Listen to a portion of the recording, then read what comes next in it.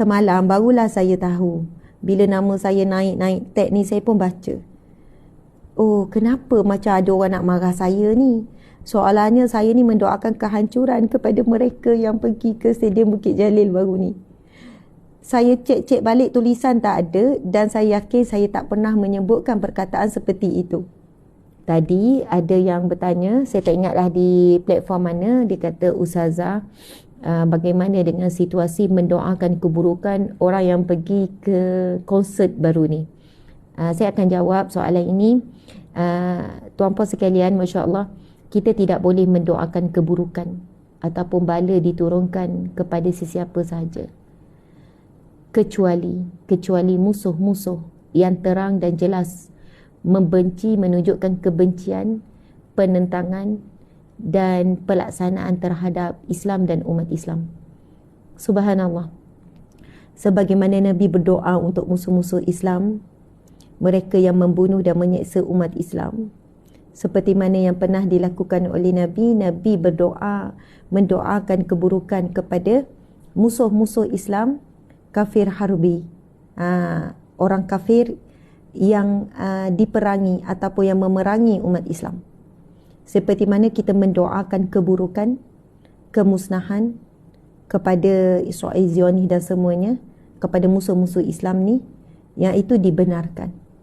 Tetapi kepada kafir zimmi, beza, harbi ni kafir perang yang memerangi umat Islam, menunjukkan kebencian dan permusuhan yang jelas terhadap umat Islam. Tetapi untuk kafir zimmi, iaitu orang musyrik dan orang kafir yang hidup secara aman dengan kita, yang sama-sama bayar cukai, bekerja dan sebagainya, yang perlu kita lakukan kepada mereka adalah kita berdakwah pada mereka, kita santuni mereka, kita dekati mereka, kita sampaikan tentang Islam buat mereka. Jangan tanya soalan, oh Ustazah, sebenarnya tak tahulah mereka ni zimmi ke harbi. Sebab nampak lembut je di luar, kita tak tahu di belakang. Kita tidak mampu untuk menegaskan ataupun meletakkan apabila mereka bermuka-muka dan sebagainya. Tuan-puan sekalian, apatah lagi mendoakan jika untuk orang Islam, apa lagi mendoakan keburukan untuk orang Islam. Jadi Islam memang tidak mengajarkan untuk sesiapa sahaja mendoakan keburukan. Contohlah doa supaya Stadium Bukit Jalil hari tu runtuhlah, gempa bumi lah, ada ribut taufan lah, berlakulah pentas roboh ke apa ke. Na'udzubillah min zalik. Saya sebenarnya tak perasan pun situasi itu berlaku. Lepas saya baca beberapa komen, saya kata betul ke? Takkanlah ada pendakwah ke, penceramah ke, ataupun orang Islam sendiri mendoakan kehancuran dan kemusnahan.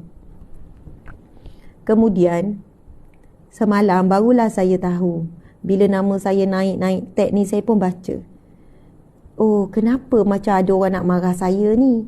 Soalannya saya ni mendoakan kehancuran kepada mereka yang pergi ke Stadium Bukit Jalil baru ni.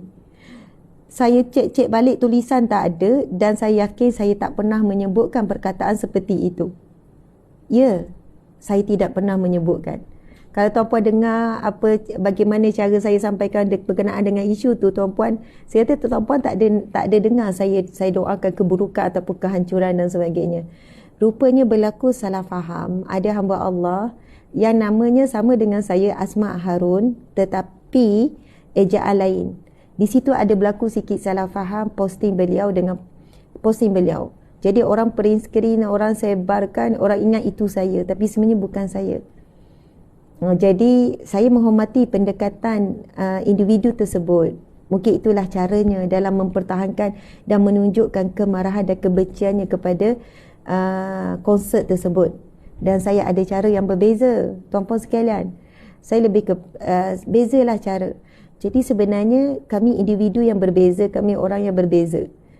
Tapi bila saya tengok komen-komen di situ, di akaun tersebut, dan bukan fake, kebanyakannya 90% kot orang menyangka itu saya. Jadi memang orang macam marah, maki, kutuk saya, kecam, seolahnya saya begitulah ya. Itu yang saya kata koyak sikit semalam tu. Saya rasa begini, Saya dah selalu kena banyak sangat fake account. Banyak sangat fake account di FB.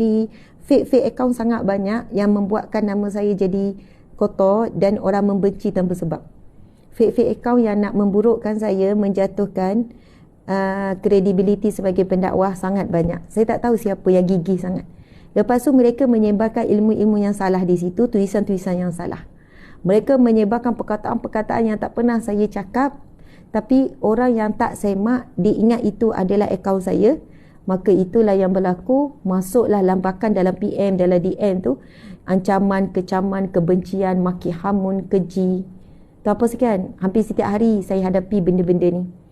Tuan-puan, kalaulah saya tak kuat, tak sanggup nak hadapi caci maki, kebencian ini, tuan-puan sekalian, saya tak memilih untuk dakwah terbuka. Saya tak memilih.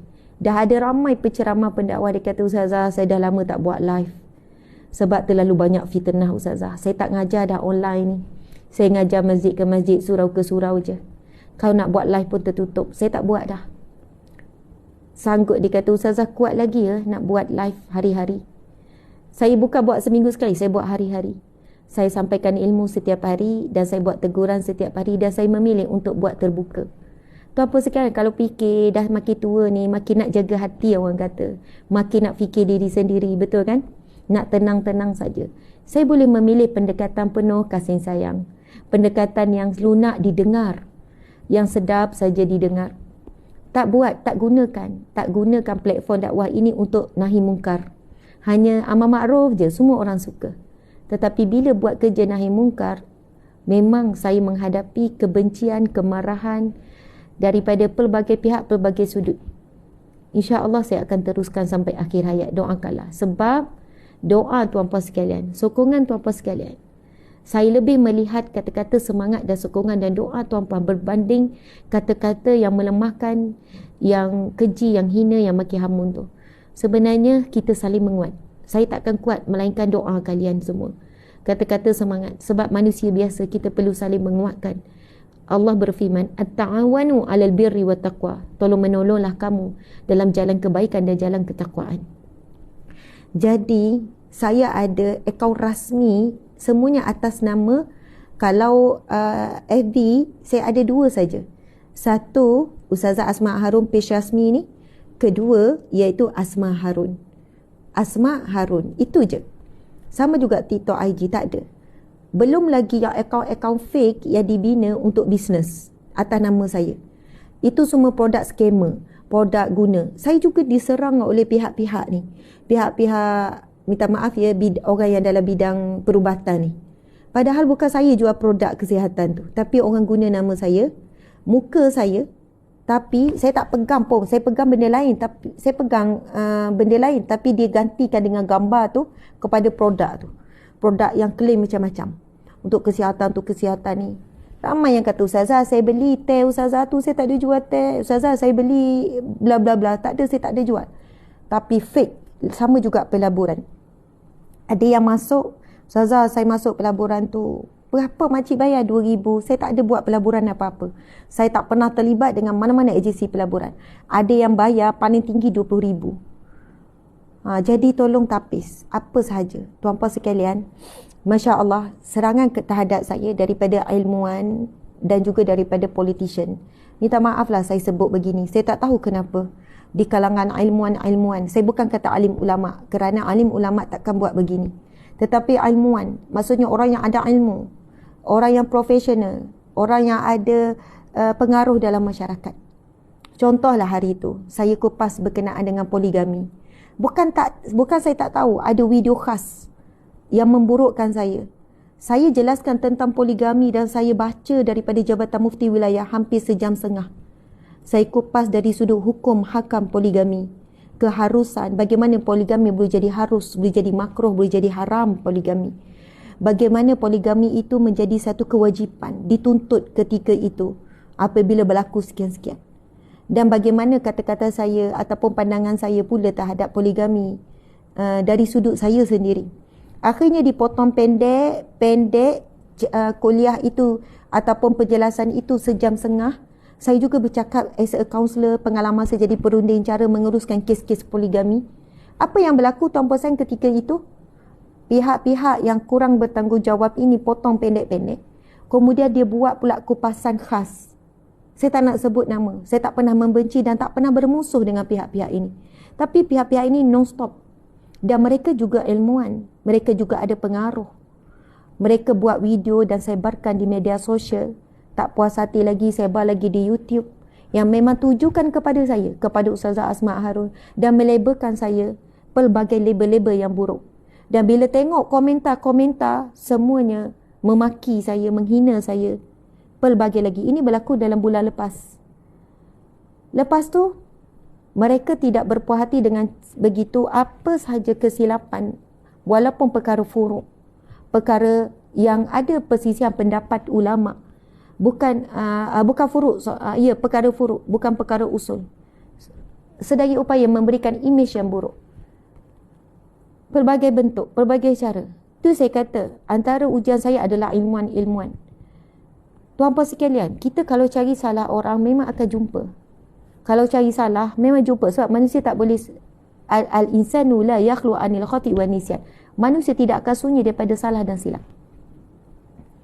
Tuan-puan kalau perasan, tuan-puan tahu siapa dan apa yang dimaksudkan.